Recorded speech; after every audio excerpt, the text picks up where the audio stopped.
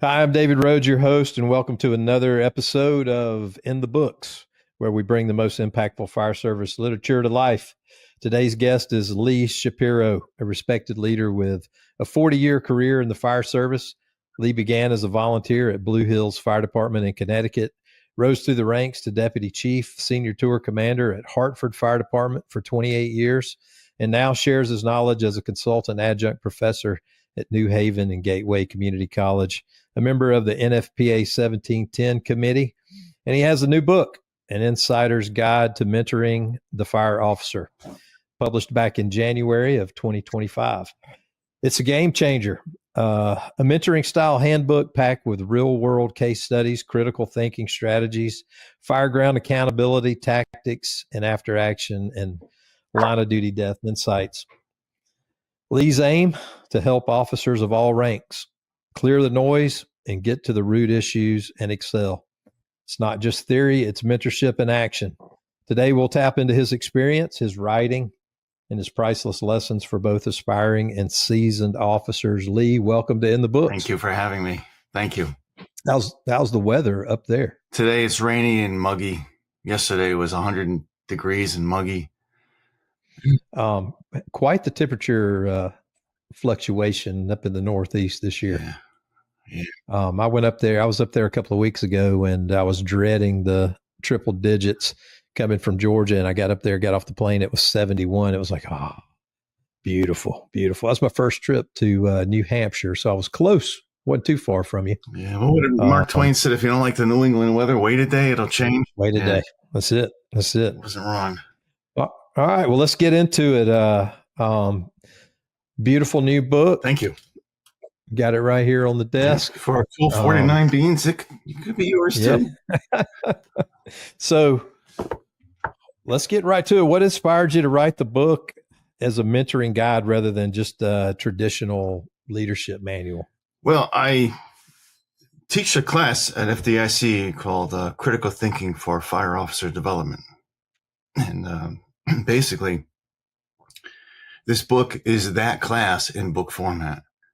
So the material can be taken away from FDIC. If you can't make FDIC or whatever, you can't make the class.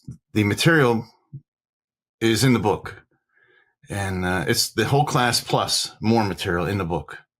And the reason why it's basically in a mentorship format as opposed to a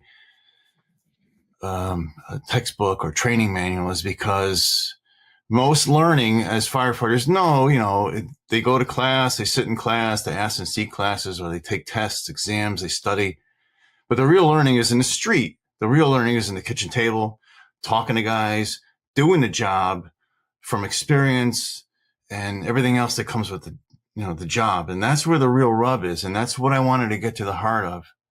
I didn't want to just throw out processes and algorithms and material and just leave it at that. I wanted guys and gals, officers, to take the material and read it and understand why I'm telling you this stuff and what is the relevance behind the material and how does it fit into the context and perspective of what we do. And that's the book. That's me. So the methodology there was you use a lot of actual real life examples, without naming names, but you talk about the things that happened. And I think that gives the student or the reader perspective of the lesson. It's not just a book full of stories. It's a lesson and then that anecdotal story that goes with it, that the characters are probably based off of real life incidents that happened, but you tell it in a way that is like it's giving you the problem, the experience that happened, and how it was dealt with. Exactly. Is that a good summation? Yeah. So for me, coming up through the ranks over the years, sitting at the kitchen table, listening to guys or listening to guys in other environments, guys and gals, they would tell war stories, and war stories are great. It gives you an opportunity to hear somebody's experience or what happened, what didn't happen, what went wrong, what went right. But the real thing for me when I walk away from those stories is, what did I learn from it? What did we all learn from this that I can take back with me and say, all right, that didn't go well, so next time I'm going to do it this way. Or, hey, I went into a situation where I thought it was this, but it was actually that. So what did I learn? What did we learn? And then I can take it back to either for myself or my crew or my shift and say, we're going to do it this way because this way is more effective, more efficient, and it works. So it's not just providing knowledge, it's also trying to tap in and give you extra stuff to help you with the understanding of the why you do what you do. The big part of, for me, for the understanding is the why. Why is it the way it is? Why is it we do this? Why not that? What works and what doesn't? I'll give you an example. My department, a couple of years before I left, they reissued a new policy, a Mayday policy. It had all kinds of bells and whistles attached to it. You're supposed to do this and do that and do this and do that. Well, one day we tried it out just for hoo-has. Let's actually throw this policy into action and see what happens. And it was so cumbersome, so many moving parts, and so interdependent on everybody doing the right thing at the right time, and so interdependent on other people who are not directly there doing the right thing, like dispatchers and stuff like that. It didn't work. And we had to whittle it down to what really works and what's the most effective. And why are we actually ringing the Mayday bell? To get somebody out of a jackpot, not to satisfy a checklist. That's for afterwards. We're a living insurance policy standing there waiting for something bad to happen so we can go in and take action. That's the whole RIT team / Mayday policy. And we had to refocus our efforts on getting that right. And we did. Yeah, there's a lot of policies that were developed in the conference room that they look great on paper, but when you put them into action, they just they fall apart quickly. Oh, we had all kinds of stuff. Change radio channels and blow the horn, and the dispatchers can't even get us out the door to begin with. We're gonna wait for them to do whatever they need to do. Come on, it just doesn't work. It doesn't work. The accountability officer will switch to the accountability RIT vest. And meanwhile, who's going in to get these guys? Meanwhile, the guys are in there not breathing. So, I mean, come on, we got to really think this through. Yeah. So, who is this book for? Well, like I said, the book is the class. And in the beginning, I was just thrilled to have anybody in the class. But the book, the material is for somebody who is aspiring to be an officer, somebody who is in a position of always being put in charge or acting officer, somebody who is a lieutenant who wants to move up the ranks to captain or to deputy chief or whatever, however your department is structured. It's for the new or aspiring officer, and it's for the existing officer who wants to either move up or just get a clearer perspective and see things in context as a maybe even a seasoned officer would.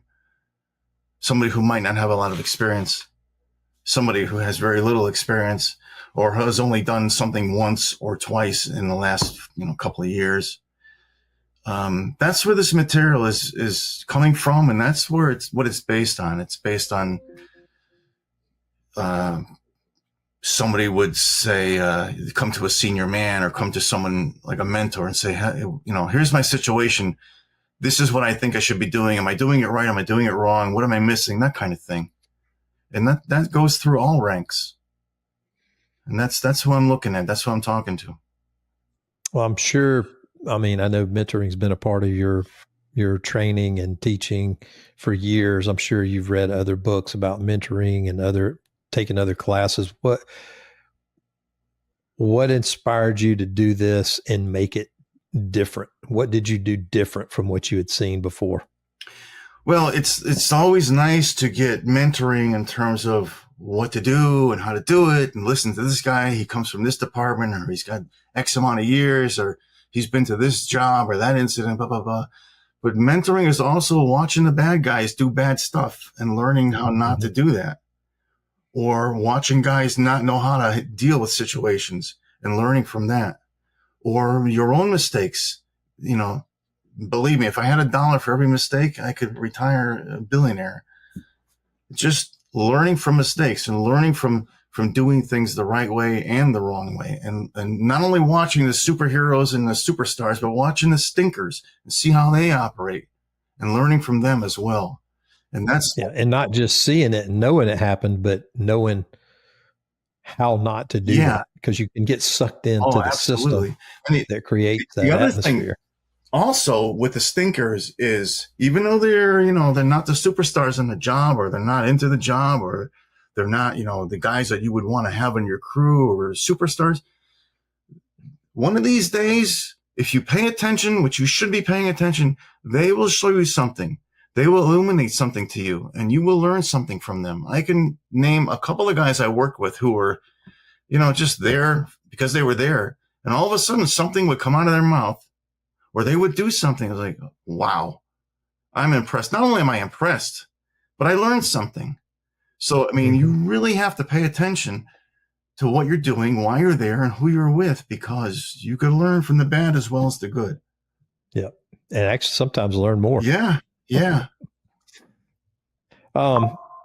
What's the biggest mindset shift when moving from firefighter to fire officer, or even from one officer rank to another, like lieutenant to captain or captain to battalion chief? What's that transition like? What do you have to watch out for and know? For me, the secret to that is context and perspective.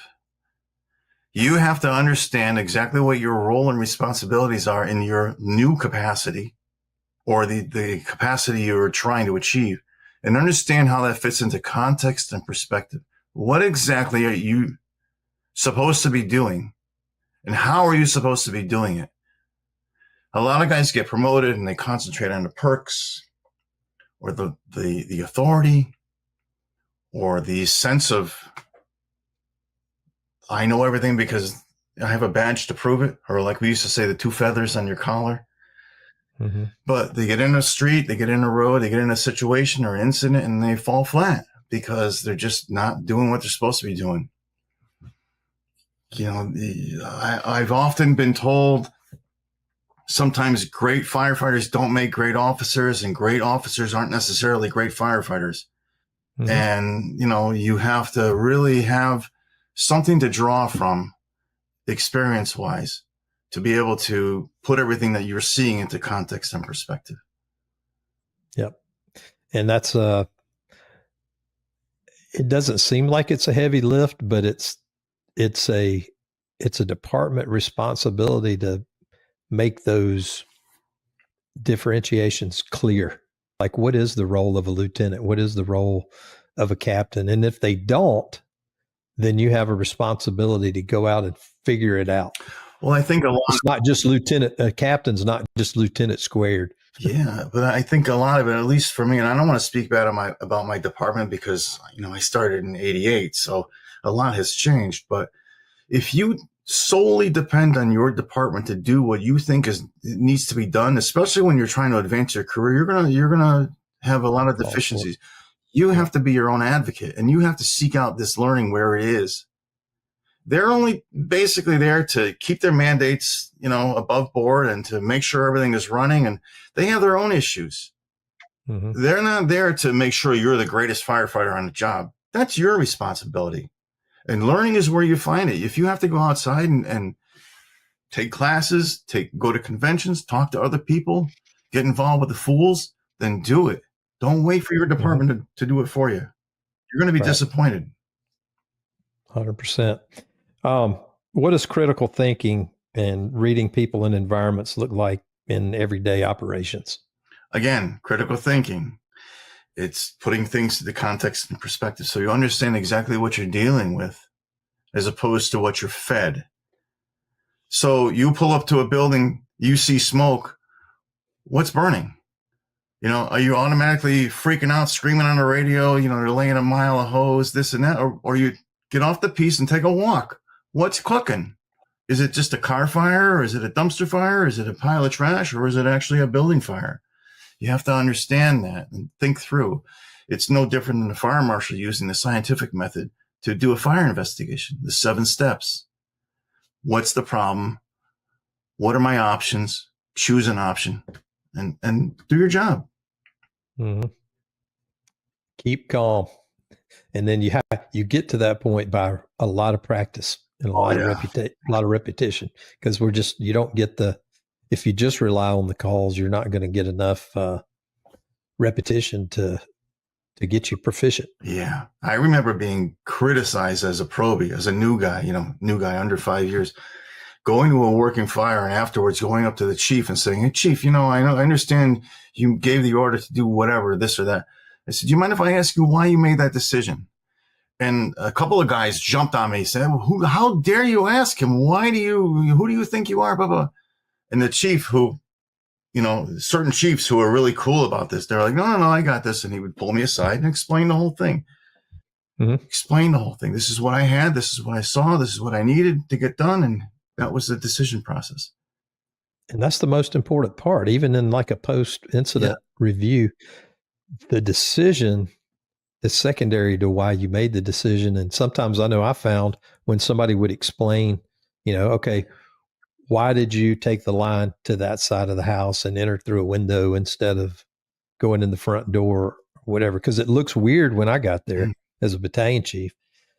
And then they would say, "Well, chief, when we got here, we had this. And there was a tractor trailer parked in front of the house blocking the front entrance, and we got them to move it after we had been here, 5 minutes or whatever." So you need to know that why.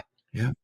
Because it may make perfect sense. It may not have been a wrong move at the time. It may look weird, but it could be absolutely the perfect thing to do with the information you had at the time. And the tools available, because you might not have everything you need. So I guess I'm trying to think back, it hasn't been super long, but maybe 10 years, the term succession planning has been sort of the headquarters buzzword. What are you doing? Who's going to take your place? All that. Walk us through some of the stuff from the book that deals with that, and what type of questions mentors should be asking when they're doing this. Succession planning is one of those terms that was hijacked from somewhere else and installed in the fire service, like flow path and a few other terms that all of a sudden appeared in our business. That's my opinion. But succession planning, it was basically, how do you get promoted? What's the process? And I see this all the time. I get phone calls from guys all the time. I'm looking to get promoted. Can you help me? Or I didn't do that well on the promotion. What did I miss? And I actually sit down with people and go over their exams, and not necessarily the written, because that's generally a memory test, but the oral board or the assessment center. And I've been on oral boards and assessment centers, dozens of them, so I have some experience with that, and I know what they're looking for. And I just put the individuals in the proper mindset. I don't give them the material they need to go in there and score. I just put their head in the right place so they can do well. But the whole process is, what's the job that you're trying to get? And are you preparing? What are you doing to prepare? Do you have the training? Do you have the education? Do you have the experience? And when you get to the testing process, are you ready? Can you go in there and score high enough on the written? You have to develop some study skills, like we used to develop study skills in high school or college. Same thing. You have to develop study skills. I have all kinds of little methods and cheat codes and stuff, spiral bound note cards and colored markers and this and that. I have all kinds of stuff, whatever works for you, whatever gets your mind going. But the same thing with the oral board. You go in there and you have to understand what they're looking for, what they want from you, what they want to hear, what they need to hear. And there's a process to that. And I just kind of go over that basically in the book. But I do go over that in private sessions as well. But what's the process? Because for me, I've taken so many promotional exams. Some I just took for practice. Some I took because I really wanted a job. Some I took because got nothing better to do. And I just, whatever I learned, I just try to give back to the guys and gals who are trying to test and help them to get through the process. It's very stressful. Mm-hmm. We had 10 books on our lieutenant and captain's exam. And we had a guy come in and do a class on how to prepare. And it was really the first time I think I'd ever had a formal class on how to study. And I think most people think you just get the books and you read the books. And he was saying, don't read the book. He said, go through the book looking for questions. And he showed us what a question looked like. He goes, it's going to be an exact sentence. And he goes, you go paragraph by paragraph and pull the questions out. And so with those 10 books, I hand wrote over 6,000 flashcards and had them in the little black cases, little index cards. Guys can cheat now. They can build flashcards on their phone that do exactly the same thing. But that was my go-to. I went through all the KSAs and eliminated as much information as I could out of those, because 10 books is a lot for a 100-question written test. And it worked out. It worked out good. Decision making. That's a big chapter. I've got a quote here. Which side are you on? What pitfalls do new officers commonly face, and how can they leverage what's in this book to help guide them? Well, what's in the book is basically how I approach the situation from experience as a brand new lieutenant, as a brand new captain, as a brand new chief officer, and then seeing my peers around me, how they handle the same situation. And with the whole thing with that section of which side are you on, it gives contrasting positions as an officer. Are you there to train and to mentor and to work with the crews, or are you there for the perks and just to sit in your own private room and come out for meals and a toilet break? Which side are you on? Just because you attain rank, it doesn't mean you're not a firefighter anymore. And just because you have a different role as the other firefighters, it doesn't mean you're not part of the crew. Just because you have the authority and responsibility of the apparatus, the firehouse, the crew, talk on a radio, make some decisions here and there, that doesn't take you away from achieving the task that you've been ordered to do, or to maintain scene or situation safety. You still have all those other things to worry about. So a lot of guys, they get promoted, and this is just my opinion. A lot of guys, people get promoted, and because they have a broader authority and responsibility and some perks, they lose sight of the why they're there. Why are you there? If you're an officer and somebody comes to you late at night into your office and says, hey, I got a problem with my gear. I just noticed my paycheck something's wrong. I'm missing and you just dismiss that like, it's not my problem. Don't worry about it. Nah. You're going to build resentment, and guys, they're not going to work for you. They're going to work against you.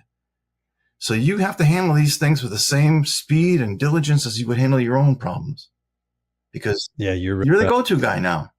Yeah. Your list of, your skill set multiplies tremendously. You become bartender listener, not physically bartender at the station. And another problem, guys, but you become the listener. Yeah, you have to. And a problem solver. And that was one thing that I didn't expect was, the guy comes to you and says, hey, can we talk for a minute? And you think it's going to be, so-and-so's not pulling his weight, blah, blah, blah, blah, blah. It's a personal issue. It's some personal issue with their kid or with their spouse or whatever. And we don't equip our people for that. Hey, listen, in training. I got on the job when I was 21. I was married, had a baby. I didn't even have a checking account. One of the old timers pulled me aside and said, are you kidding? This is what you need to do. It's not just about learning the job. It's about learning how to be a man. Yeah. Or woman, I guess.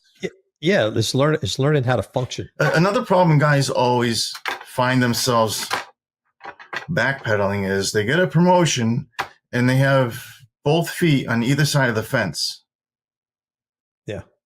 You're either part of the crew or you're kissing the administration's ass, and you can't have both. You can't. Right. It doesn't work that way. You have to You have to be part of your crew and be the officer of the crew, or go find an admin job and sit at a desk somewhere and work upstairs with the rest of the guys, because you can't do both. It doesn't work that way.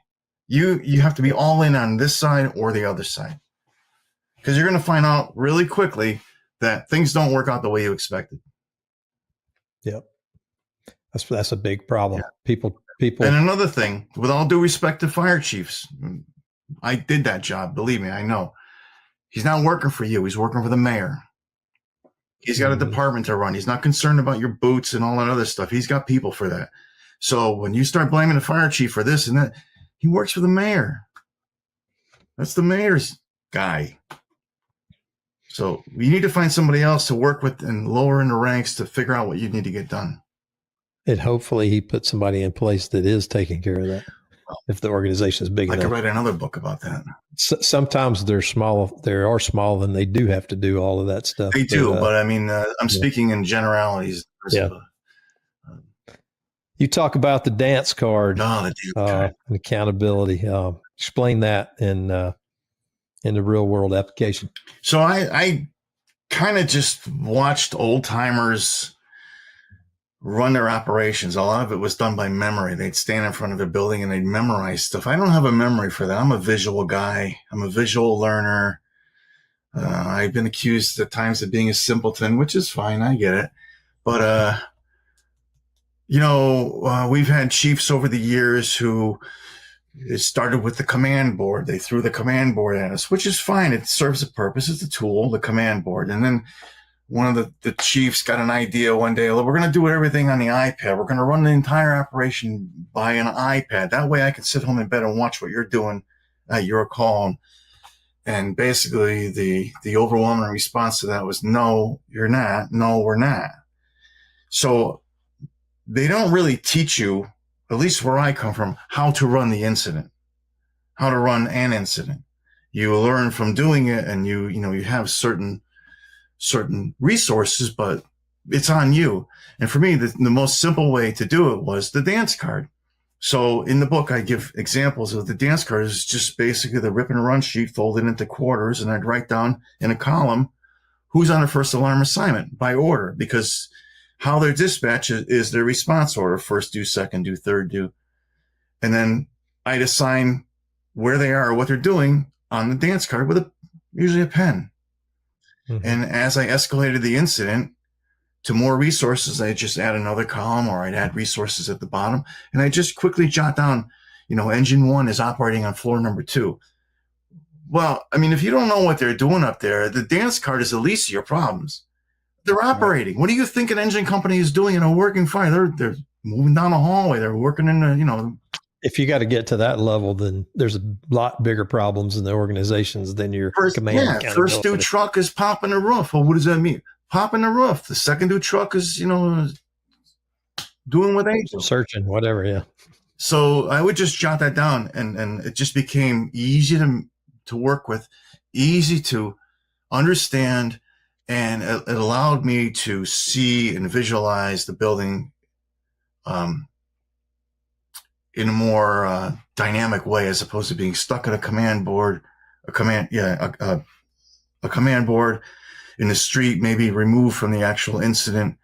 I mean, there is a reason for that, and the command should be there. But if you're like the operations chief, or if you're running the fire, you got to be looking at the guys and the crews. You got to be looking at the building and the situation. Because they're going to. We were fortunate. They're focused on their tasks. They're not focused on big picture stuff, and they can't necessarily see what's going on outside.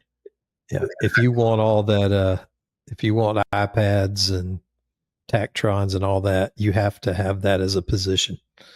Like, I was fortunate to have a command. We called them command technicians. It was our battalion aide. Yeah, we had these too. And that was what they did. They operated the accountability boards and the tracking. Exactly. And they were monitoring the dispatch channel and the tactical channel and all that. You can't do it all. No. And if you get focused, it's just like an incident commander on a big incident. If you get so focused on developing the IAP and the IAP that you're not looking at what the situation is, then you're letting a system manage you instead of the incident. Yeah. And it's easy. Yeah. it's easy to get sucked into the paraphernalia, making sure you're running the board right or whatever, and you're not looking at the building. Yeah, I used to tell the newly promoted chiefs and the newly promoted captains who are acting as chief officers at incidents. I used to tell them the command board is for everybody else, meaning the support services, the admin, to come in and look and say, "Oh, whoa, you go over there and watch what the crews are doing, because that's where you need to be.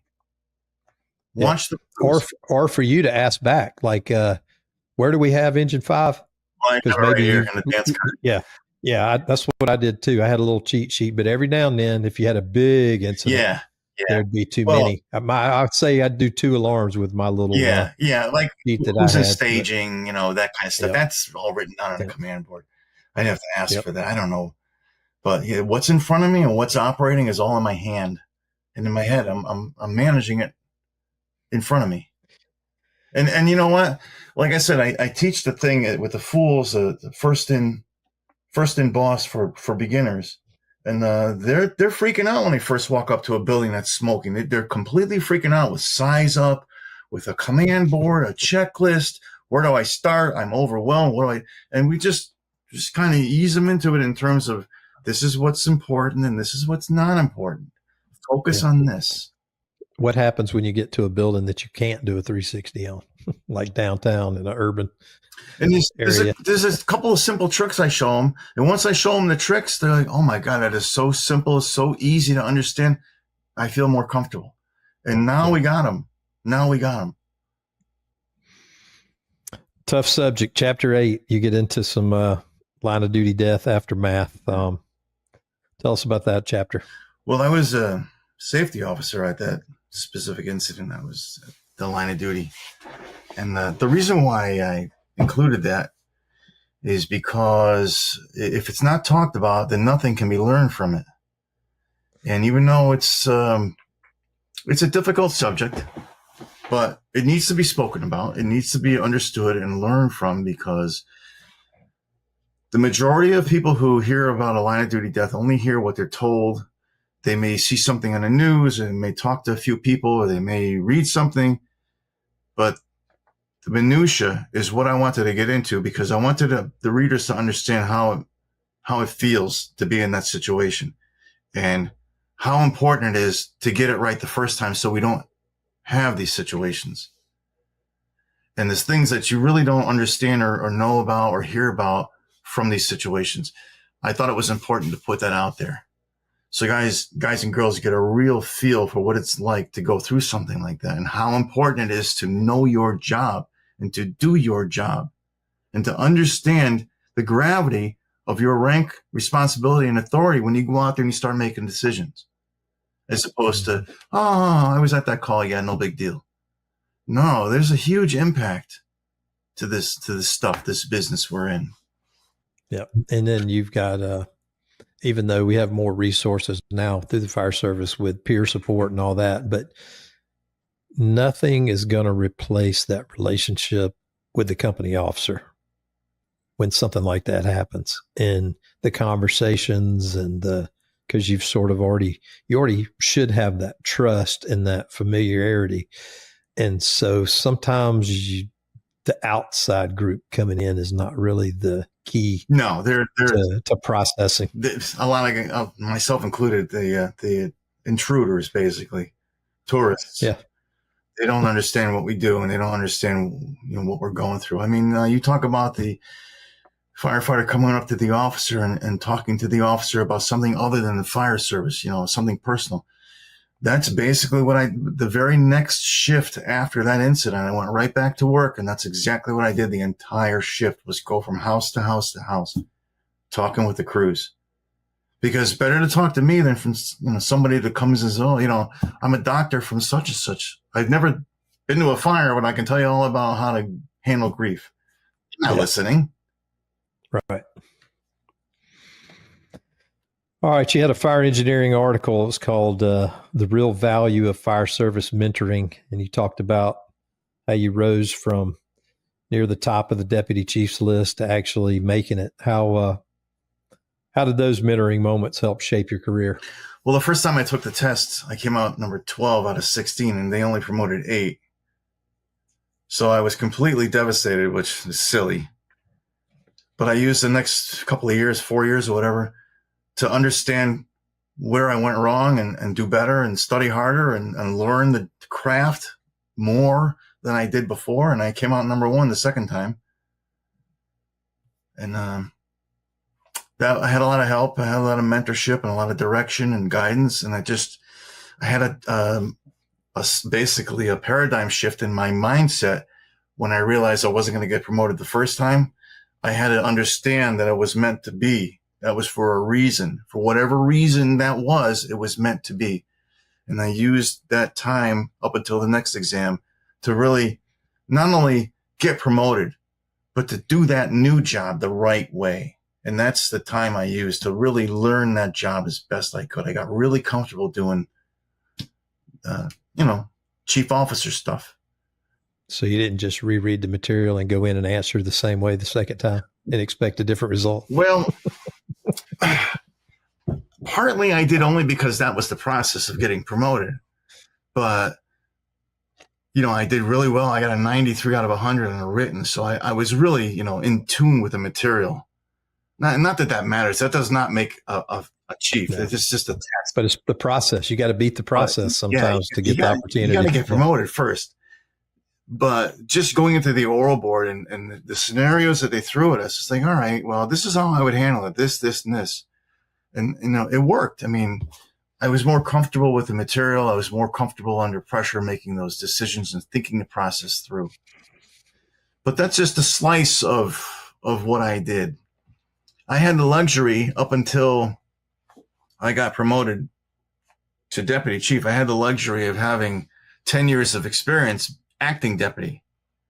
So that's where I cut my teeth and made my bones and burned things down and made all kinds of mistakes being the acting deputy. That was always one of my tricks on oral boards, is especially I never talked to the video camera. We always had a live panel. So they would ask you some, back in the days where every question was it was a career incident. You'd have 13 questions and the HR things where, somebody comes in drunk, sexually harassing, taking pills. And it was like the doomsday of all things. And I would always pick a couple and I'd be like, well, I actually worked out a class in the lieutenant's position or the captain's position. And I actually had that happen. And here's the way I handled it. And I would answer it, but I kind of let the panel, I was telling them that I had experience handling those type of incidents. I actually would laugh sometimes. I'd be like, I actually had this happen. And you could see them reacting to it. I guarantee I got a higher score just by that psychology. That's exactly what they're looking for: training, education, and experience. And if you start off your answers with that is the indication that, okay, let's listen to this. Now, for those of you getting ready for a test, if you did that on every single question, they're going to figure you out. So don't overuse it. You talk about trust. That's a big one for me, is like, trust is everything. And without trust, you can't do anything. I always say trust, you got to have trust and competence. The quote, the incident commander's dilemma, and you write, trust is wholly based on consistency and dependability. Talk about that. So, I would have certain guys on my shift as a chief. I would have certain officers on my shift who would consistently deliver the same result every time. And I used to actually go down to these guys at their firehouses and say, listen, with all due respect, every time you take a night off or a day off, I take that personally because I'm losing one of my key resources to get my job done. It's about relationships built on trust. If the officer or the person in charge or even the fire crew is consistent in their actions and can do the job consistently without excuses, without the same old, B team excuses, if they can get the job done, or if the officer can always deliver with valid radio reports, with valid initial actions, with other things that are off the grid that can't be broadcast but need to be taken care of, I can turn to this officer or that officer and say, hey, go handle that, please. That's where the trust comes in. And that's where the chief officer can use these key resources, these key personnel, to get his or her job done more efficiently and effectively. I don't have to spoon feed anything to these guys. I don't have to, retrain them on the fly in terms of what they need to do. It's trust. I can stand back and not even have to say a word because they know what to do. They know what they're doing, and they know what I need to hear or to see to get my job done. And it was based on trust. It's not even a personal relationship because a lot of guys I just had work relationships with, not necessarily off the job, but it was that work relationship where I knew what I was getting. And if a guy gave me a report on the radio, I could trust it. If he says this, it's this. Where other people, I get a report on the radio and I'd have to go down here and visually verify it for myself to see if they're actually telling me, not necessarily lying to me, but if they're telling me the whole picture, or maybe it's their perception or their version. I have to go down. It's their reality at the time, but maybe they don't have the depth or the experience. I'd have to go down there. And then I'd have to work through the problem and school them a little bit. But it's just, this whole thing is based on personalities and relationships. For me, anyway. I mean, I could be all wet. Other guys would be telling me I'm crazy, but I think it's huge. And what do you do when you don't have those relationships? What do you do like you work a different shift and you just know the guys from maybe seeing them, or maybe you've never even seen these guys before? What do you use then? How do you build that trust factor then? You really have to, you got to figure out how to swim. You got a very diverse background from academic roles, teaching at the college, all your positions through the ranks at the fire department. You're on NFPA 1710. 2 years ago in my keynote, I challenged the whole young generation to get involved, and I strategically used the word infiltrate instead of just get involved. I said, you got to infiltrate the NFPA. You got to infiltrate the curriculum, the standards. And why is it important? A lot of guys have such a negative view of NFPA, and we all know there's things that don't make sense that keep us from doing it. But most of those folks don't know life prior to NFPA, and they don't know the standards and how they had effects. So why is it important for you to be involved outside of your job at the fire department, teaching, mentoring, working on NFPA committees? Why is that important for somebody in their growth as an officer? Well, I've often said that, complaining is like comfort food. It's easy and it feels good. It's delicious. But the real problem is, what are you doing about it? We used to have officers who would call up the chief's officers, the shift commander, and say, well, this guy's doing this and this guy's doing that. And the first thing the chief officer would say is, well, what are you doing about it? Bam, hang up the phone. What the hell do you bother me with this for?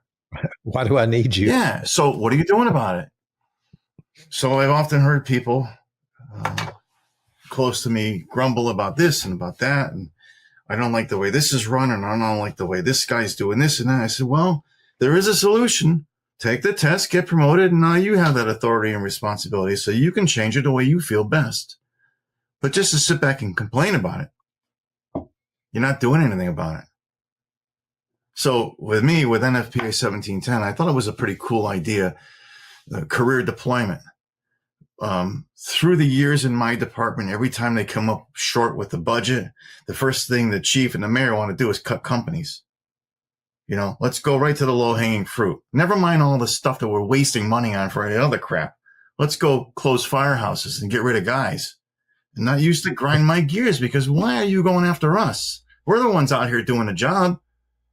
Cut back on some of the other stuff the feel-good projects and the initiatives and all the other stuff that you don't necessarily need. Get rid of that stuff. So one way for me was to get involved with NFPA 1710. Thank God they took me on.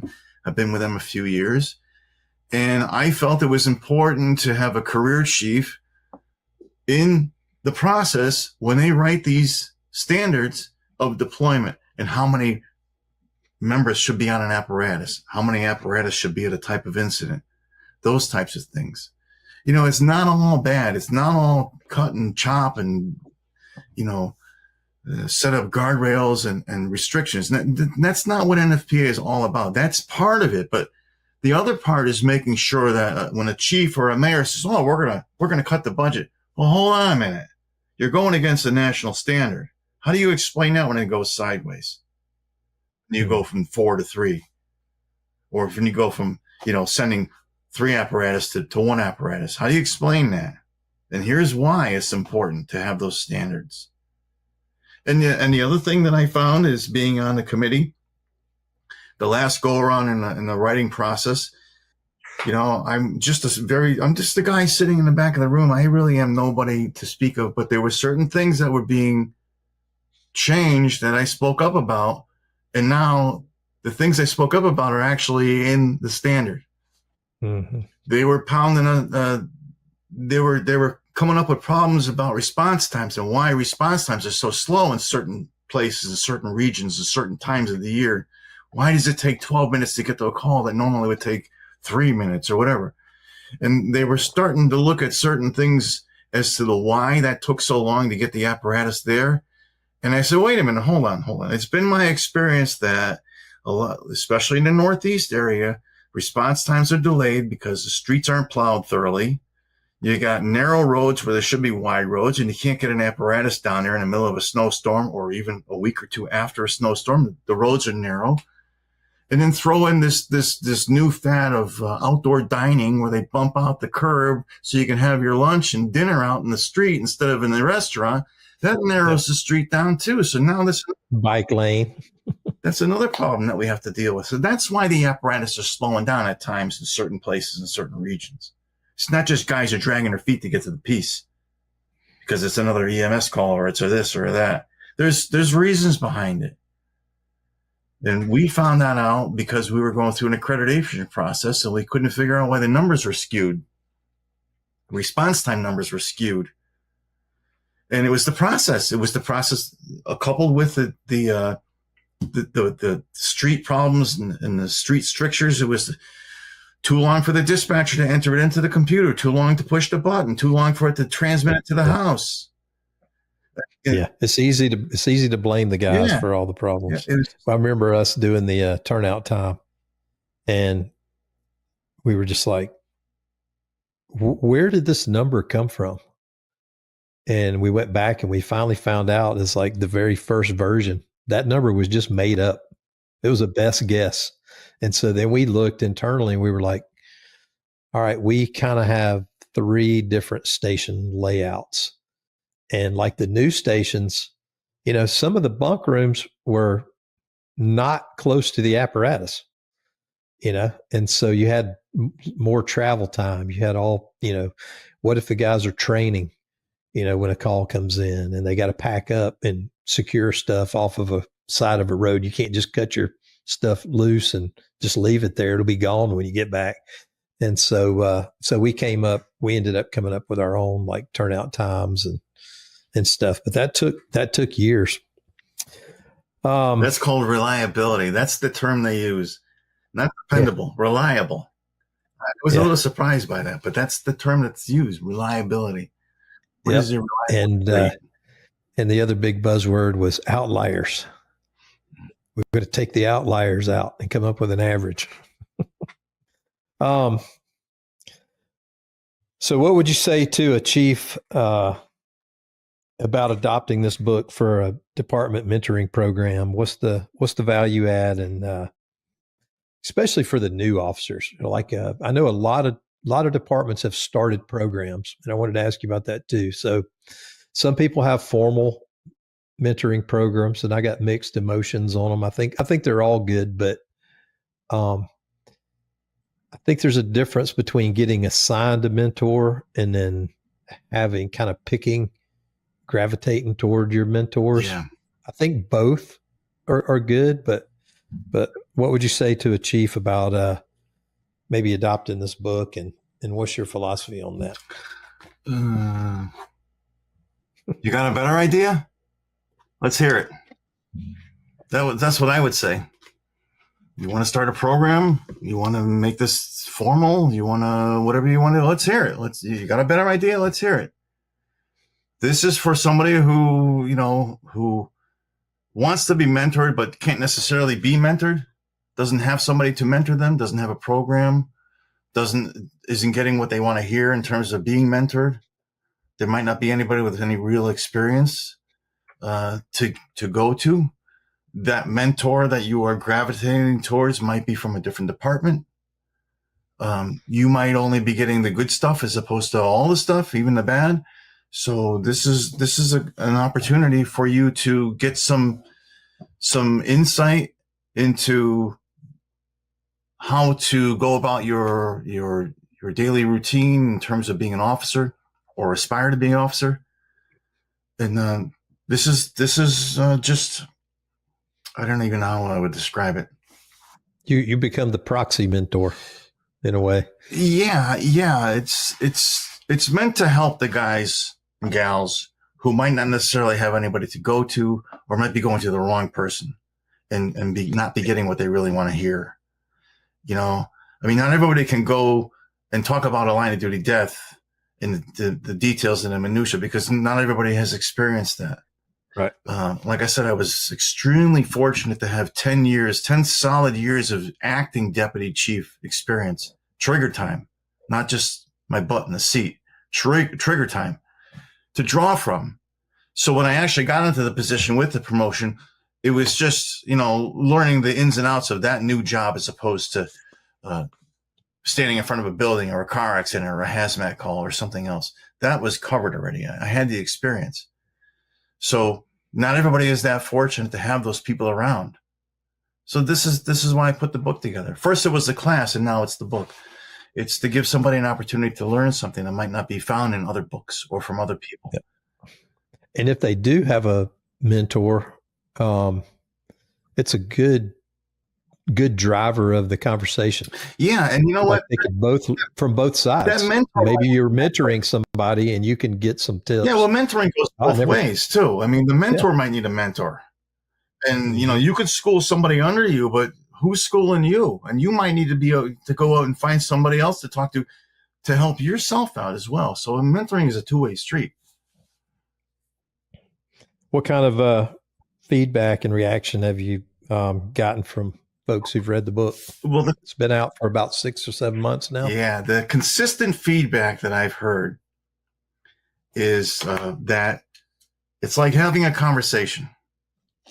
And that's exactly what they were looking for, as opposed to being fed information, being fed textbook or training manual or process or algorithm.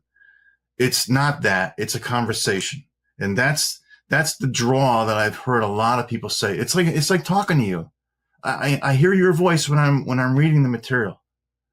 And one of my mentors, peers, called me up and he says, "You know something? I just read your book." He says, "I laughed, I cried, I got mad, and I learned something." Now, to me, perfect day. Perfect. Yeah, I won. Yeah. I mean, when he told me that, I'm like, I guess I did. I guess it came out all right. But writing a book is certainly a labor of love. There's not a ton of money in it unless you're a Stephen King or get a movie deal or something like that. But it's, it really is a form of mentoring itself, because you're passing along knowledge to people that you may never even meet or reach, but they have the ability to see and gain from your insights. So, how long did it take you to put the thing together? The funny thing is, I have been teaching at FDIC this class, critical thinking, for a couple of years. And when Nick Papa's book came out, coordinating ventilation, his book was on the shelf, just came out. He was doing a book signing and he had taken a break. And I'm standing in the hallway across from the bookstore at FDIC. And I just said to him, just casually, I said, and I pointed to the bookshelf and I said, maybe someday my shit will be up there.